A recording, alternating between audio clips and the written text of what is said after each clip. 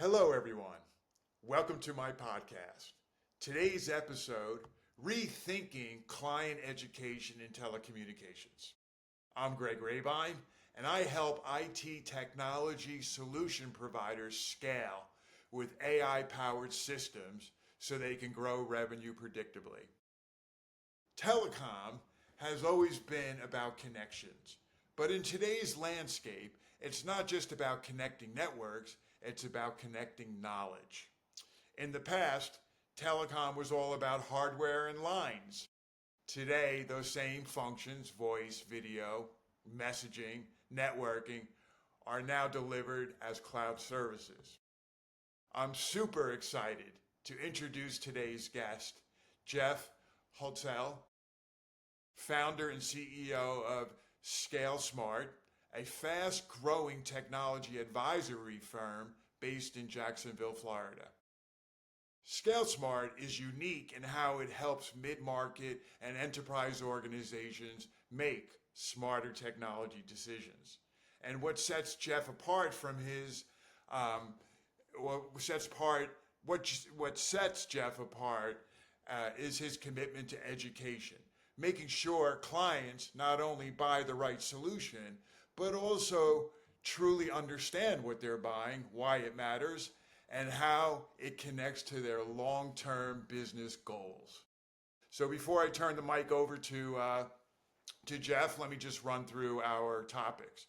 So we'll start with Jeff introducing himself and telling us about his background, his expertise, and his journey. Then we'll explore trends Jeff is seeing in the industry, and then we'll talk about opportunities and challenges, and we'll wrap up with Jeff's thoughts on where things are headed. So, Jeff, you built SkaleSmart into one of Jacksonville's fastest growing companies. So it'd be great if you can share a little bit about your journey and what gap you saw in the market and why you founded the company.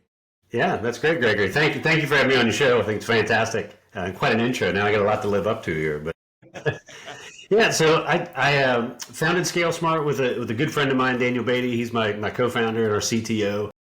You know, our organization, kind of like you mentioned, at our core, we help companies simplify kind of the complex world of technology, right? I mean, so often companies are overpaying for services or underutilizing them or just confused, by all the different options that are out there. So our goal, like you said, our job is to educate. So we educate clients, we give them visibility into what they have today, help guide them to make really smart, good decisions that can obviously be smart for your pocketbook, as well as unlock some value for their business. So, kind of the short version of it is just we try and make technology really simple, transparent, kind of line it up with their business goals.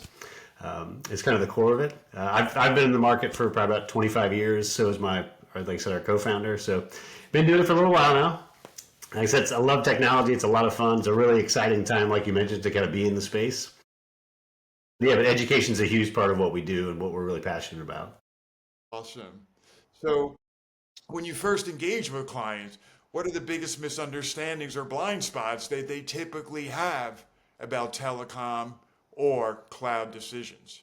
Yeah, probably the biggest education we have to do when we first engage with clients is really more of kind of who we are from an organization, SkaleSmart. So we're, like I mentioned, we're technology advisors. So a lot of customers are used to buying their services directly from the carriers in that space, right? So there's always a little bit of confusion of, well, do you work for the carriers? How do you guys get compensated? Are you independent? And that's the difference really is, the carrier teams, their sales reps' jobs are to sell you more of their services, right? That's their primary goal. Is they have a quota they have to hit. They want to sell as much as possible to help retire that quota and make them the most money as possible.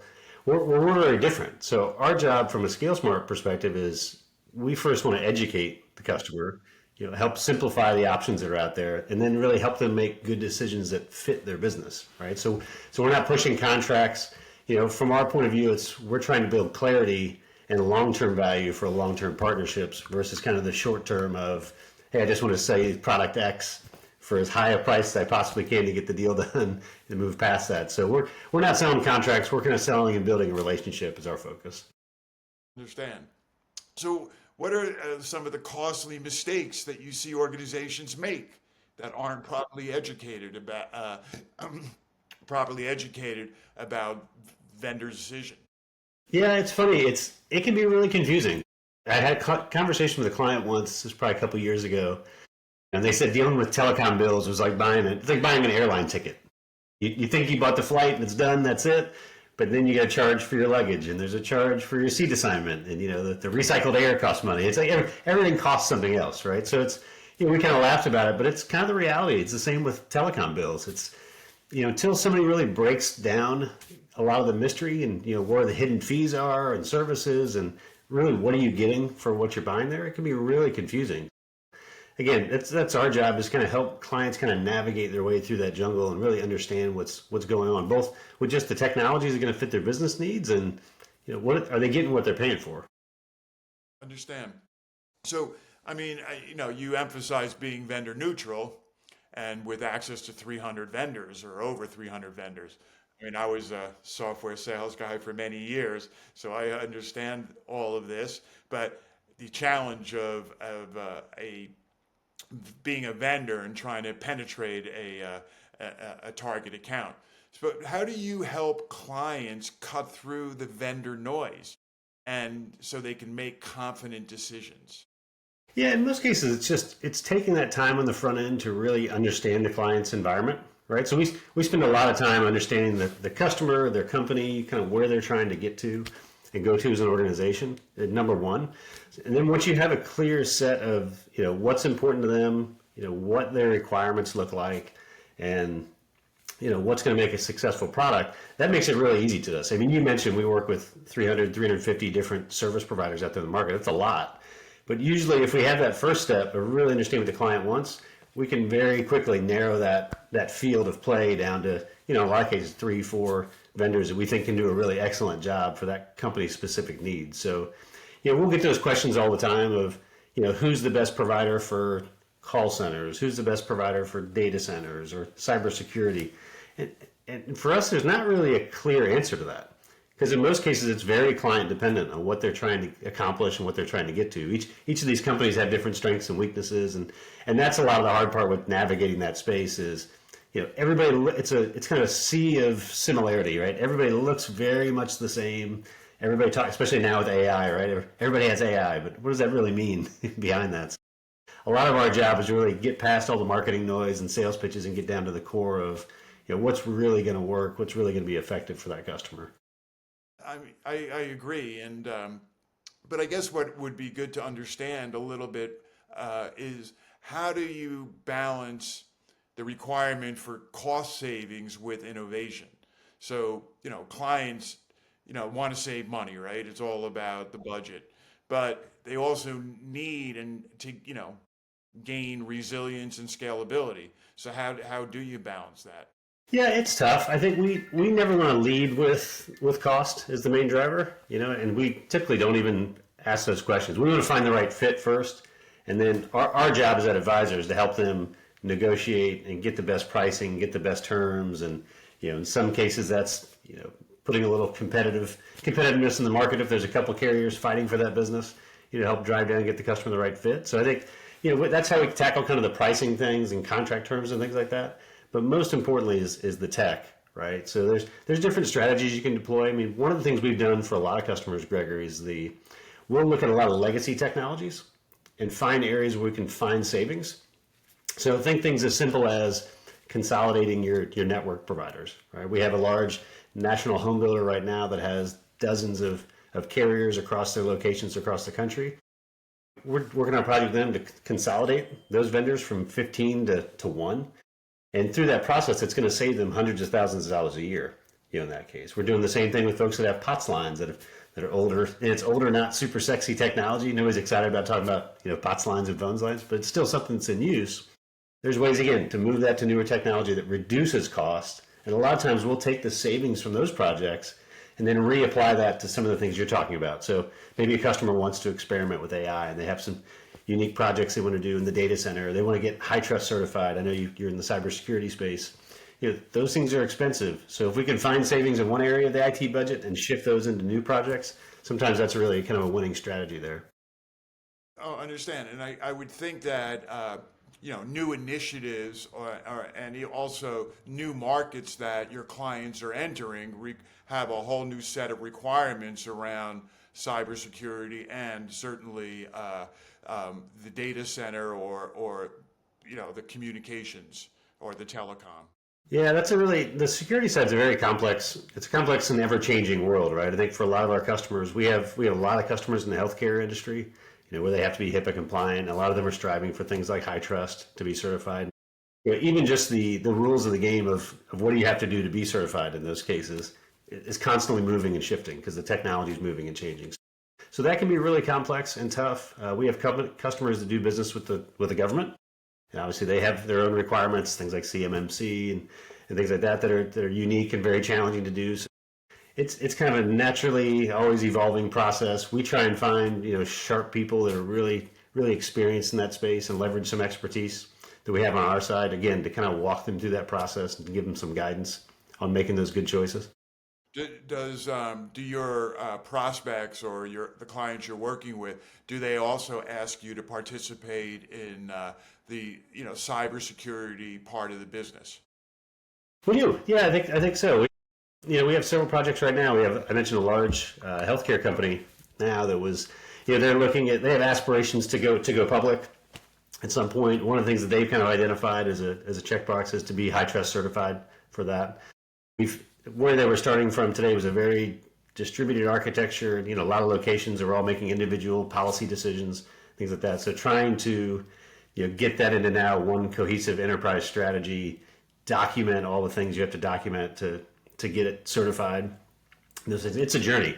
So we've helped them kind of in a multi-year process to walk down that path and put some formality and some documentation in place to allow them to do the right things and kind of accomplish that goal.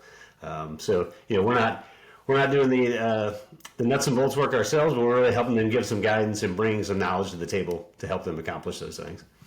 Stan, Yeah. does I heard the other day, unbelievable. First time I heard these two words, or maybe it's one word in a very long time, data center.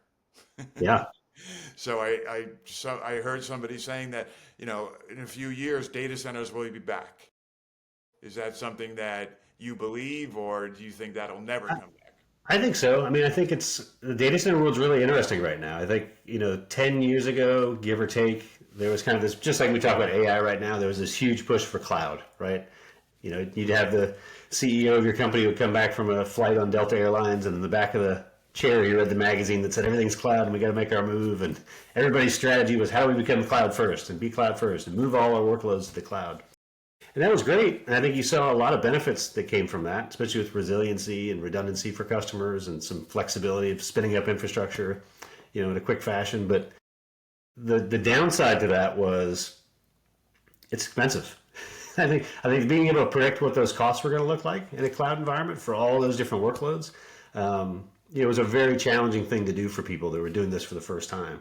So I think a lot of companies have gotten these surprise bills, and seen their budgets kind of explode over the last 5 years with costs from a cloud perspective. So we're starting to see a different thought taking place now, which is this kind of repatriation of, hey, what are the workloads that really don't necessarily need to be in the cloud that we can bring back locally or to a local data center, and put those into them. So we're seeing a lot of that movement, with a shift of more of a hybrid environment where, hey, some things are still great in AWS and Azure, but some things are great, either hosted internally or hosted in a local data center that we're seeing now. And I think you're seeing just across the country the growth and expansion of just building of new data centers. I mean, we were approached last week by a company that was asking us if we had any customers that had land. Essentially, does your customer have 40 acres plus of land that they potentially aren't using that we could use to potentially put data centers on? I mean, it's kind of to that point right now where there's going to be a lot of growth from the data center perspective. I think AI is probably pushing most of that for companies. So definitely an interesting time in that space. So, obviously we'll get to AI, but talk a little bit about some of the applications or use cases that your customers want you to help them with. May it be unified communications or Yeah, I mean, our bread and butter. So I mentioned myself and my CTO. We've been in the space for a while. We really cut our teeth in the early days on kind of advanced networking and a lot of the unified communication space. So I worked for a handful of the first kind of the UCaaS providers, kind of the cloud-based voice solutions. So I have a lot of experience in that space. So we're seeing a lot of movement around that space, especially in the contact center. Contact center is probably the number one place we've seen for disruption for a lot of these companies right now, where businesses are getting pressed to, how do we continue to give a better customer experience? How do we serve customers where they want to be served at? So whether that's by voice, it's by text, it's in chat, on the website, it's in social channels. So now you're kind of pressured to be able to talk to your customer in all these different areas. We want the experience to feel exactly the same, no matter where we're at, right? Just the quality of a chat conversation on your website should be the same quality as if I call in and talk to somebody. So there's a lot of tools that need to come into play to help make that work and execute on that. So we're spending a lot of time on that customer experience type solutions, contact center type services, to really help them kind of cost effectively, but really from a technology standpoint, deliver an excellent experience for their customers. Understand. So I guess looking ahead a few years, how do you think the client education in telecom will evolve, and what should organizations do to prepare for that shift? Yeah, I was excited when you talked about the education as one of the topics for today. I mean, I think it gets overlooked a lot. I think we just kind of assume everybody knows what's going on, and they're reading all the blog posts and listening to podcasts and researching like we are maybe. But the reality of it is most of our customers, they're just trying to do their day-to-day job.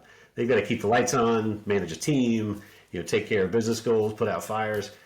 How much time do those folks really have to pour into doing education? For most of the customers we talk to here in Jacksonville, it's, once a year I go to Vegas and I go to this conference for 4 or 5 days. And other than that, I just try and, read some articles or talk to some people every once in a while. So, it's really just not enough right now with the pace of change that we're seeing and how many different things are happening in the market, how many new opportunities for technology there are. So, we try and add that as part of our value adds as a company. So I'll give you an example. Coming up in a month or so here in November, we're going to be hosting an event we call Seaside Syndicate.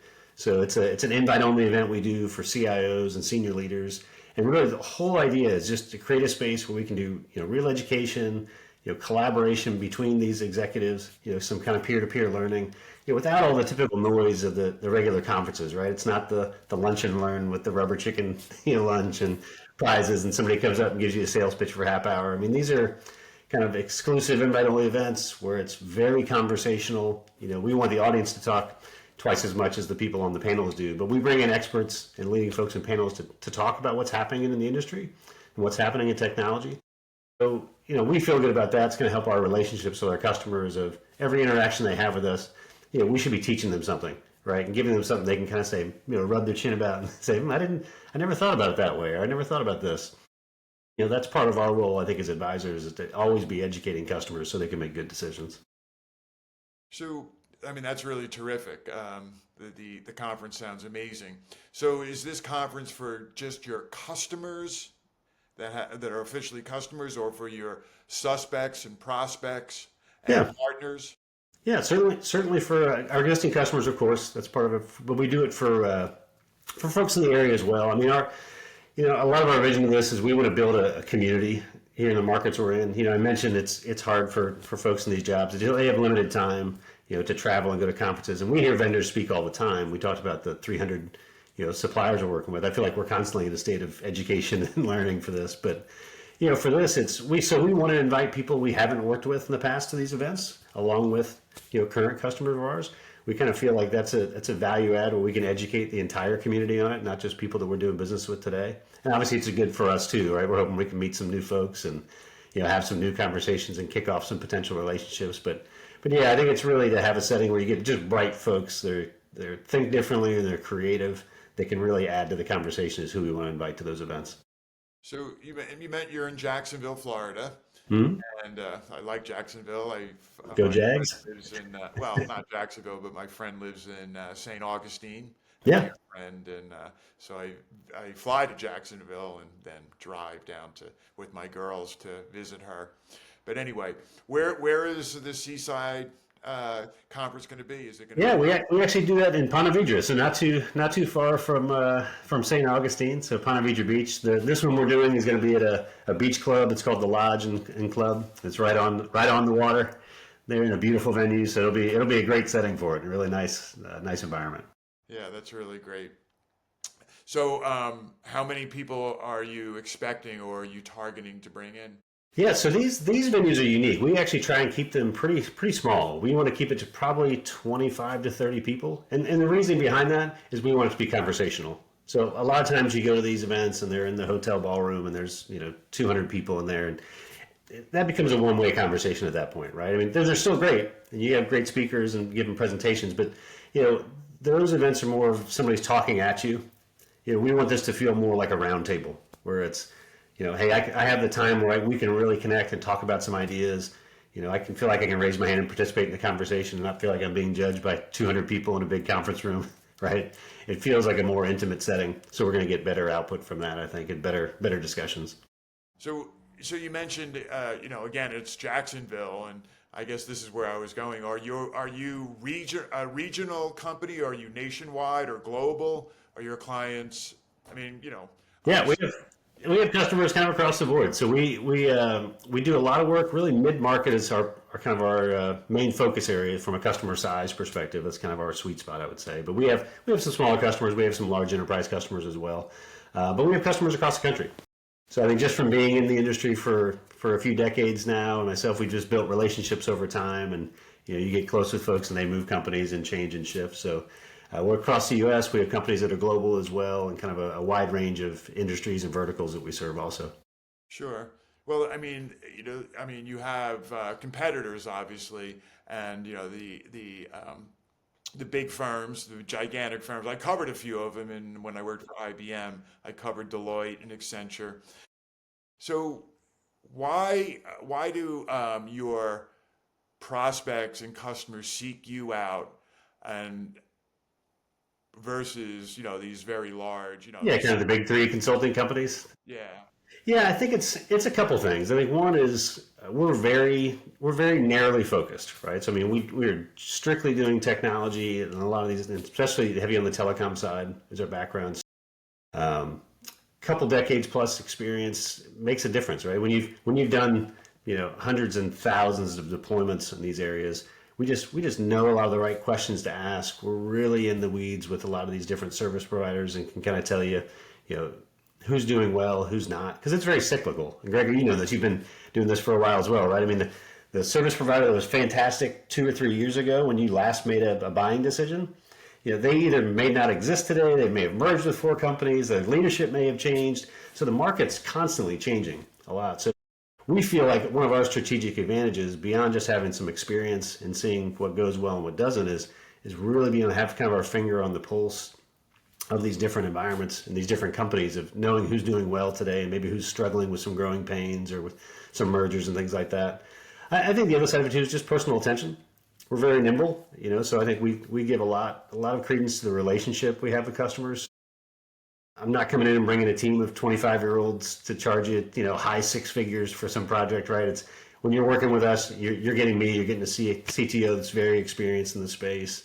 We're going to be the ones kind of arm in arm with you throughout the process.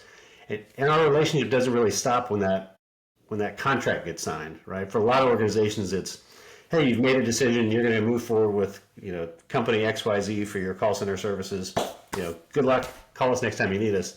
We don't do that. So we stay on board with those clients as the services deploy. We still provide project oversight, project management to make sure it's going to be successful for the long term, right? So like I said, most of our customers, we're doing 5, 7, 8, 10 different projects with them. And the reason they keep coming back to us and asking us to work with us is because they know we're going to be there. We know they know we understand their business. They know we're not going to leave them.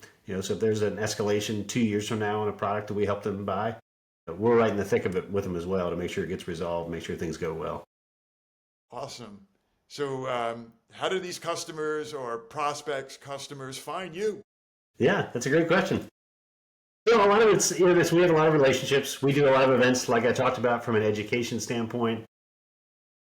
We do a lot of speaking engagements as well at conferences and things like that. Myself, our CTOs on a lot of these podcasts and things like that, trying to get the word out. as well as just some grassroots efforts. But I said if we love meeting new folks and hearing about new projects and unique things. Obviously, you can find us on things like LinkedIn and our website at scalesmart.com. And we're happy to have some conversations there. I'm sure you get lots of referrals and We do. yeah. We do. I think that's it. I think from just taking the approach we try to take, and people ask us about growth all the time, and do we have, marketing automation strategies, and we doing all these, blast campaigns, and it's really not kind of our forte. I mean, ours is really, if you provide a great service and do a really good job for customers, and they can sense that you care about their business, they're going to keep coming back. They're going to tell their friends. When those customers eventually move and go to a different organization, they're going to bring us right along with them. That's kind of our model. Is if we do well and do great, the company's going to grow and scale, by default. Sure. No, I agree. So tell me a little bit about the hype around AI and the customer experience in telecom. But where do you see the realistic opportunities versus over promises? Yeah, overpromises are tough right now, right? I mean, Greg, you hear it everywhere. I mean, you can't turn on the TV or look at your phone, or I get 15 newsletters in my inbox every day about AI and all these things that are happening, which is very exciting. It's very exciting. I think the promise of AI is terrific for a lot of businesses. I think it's kind of a great equalizer, especially for a lot of these mid-market, up-and-coming, scaling companies that want to compete with the big guys. It presents a lot of opportunity for that. I think the challenge right now is, as you said, how do you kind of navigate through the hype into what's reality? For a lot of companies, I think it's a change in mindset. Companies that have this expectation of we're going to replace all our employees with AI and save all this money and do everything, it's probably not logical to start with, right? Or companies that think that they're going to totally change the department of the business and shift away and move it all to bots and agentic things that are going to take care of everything. I mean, those are great and they'll come, certain advances like that. Our guidance to our customers is typically, hey, let's look at areas of the business when we get started on this that are low risk, right? So let's not try and change everything over, and if it doesn't go well, it's going to cost you your job for making that decision, Mr. CIO. Let's look at things that are low risk but high frequency. So we talked about call center earlier. So if I'm constantly getting calls into my call center about, I want to confirm my appointments or do rescheduling, or what are your office hours? Those types of things that happen very frequently and take up a lot of time on people's plates. That's a great area where we can say, hey, this might be something we can automate using an agentic AI type solution or a voice AI type solution that can deflect those calls instead of a human being taking them. Now an AI agent can take those calls, still sound very natural, almost imperceptible to a customer that they're talking to a bot. But it lightens that load on that agent workforce. So it makes your agents happier. They're not so overloaded. So their quality, their job satisfaction's higher. Customer's happy because he's not waiting on hold for 15, 20 minutes to get a simple question answered, right? Those are great areas. And it turns into real dollars, right? So the most expensive thing you can do in a business, for a lot of these call centers, is just the human resource, the human being that has to take that call. So now if I can have an AI take those calls, my costs can really drop down. I get better customer experience or patient experience. And then my internal agents are happy because they're not having to take such a high volume and be so stressed about calls waiting in queue and those types of things. So we kind of say, look, start small, have a project you can move quick on, have some success, iterate on it a little bit, build that confidence in the organization that you can do some good things and there is a return here. And it's just a stair step. You just keep moving up and up from that and find different use case after different use case you can attack. Yeah, that's really great. And I do agree with you. People buy from people. I mean, the person and the personal relationship is huge. Absolutely. Nobody wants to buy from a robot. Yeah. People like self-service, I think. I think we've found that. I think people were worried about that a few years ago. We saw with a lot of the chat on websites and mobile apps and things like that. People were concerned, well, our customer's going to like it, that I'm not talking to a human being. Have you seen through your interactions with Amazon and other companies like that? People are getting used to that. And they kind of like the idea of, I don't necessarily want to call anybody yet. I'd rather just go and see if I can find it in the FAQs or do some self-service or talk to somebody in chat. I think people are comfortable with that. So, but bigger purchasing decisions, like the things we're talking about, you still need that human touch, right? You want to have somebody that's a consultant that's knowledgeable, that's kind of holding your hand through that process. That if you have questions or you're nervous along the way or you need something to be translated to make sense a little more, you still have that human touch to kind of make sure you're comfortable with what you're doing. No, I absolutely agree. And I think I'm going to say most purchasing decisions typically involve a deep dive discussion. And people need to feel comfortable they're not pulling the trigger or buying anything unless there's a significant business case, ROI, and all their questions are answered, and they're comfortable that the technology can be executed and solve their pain. I think you're spot on. Yeah. Well, Jeff, this was incredibly insightful. And before we close, if someone listening is struggling with vendor overwhelm or trying to modernize their communication, what's the best way for them to start a conversation with you and your team? Yeah, Gregory, thanks for having me on the podcast. I appreciate it. Yeah, we'd certainly love to talk to anybody that's going through that process right now and maybe struggling with, kind of getting through the jungle of all these different solutions. So certainly you can find us at SkaleSmart.com is our company website. I'm obviously on LinkedIn under my name, Jeff Hootselle. You can find us there, and we'd welcome the conversation. Excellent. To our listeners, thank you for joining us. If you found this discussion valuable, please leave us a review on your favorite podcast platform and share this episode with somebody who might find this beneficial. You can also visit our website for more resources on scaling your IT services business. So we encourage you to connect with Jeff, and don't forget to subscribe and leave us a review. Until next time, stay cyber resilient and keep innovating. Thank you so much, everyone.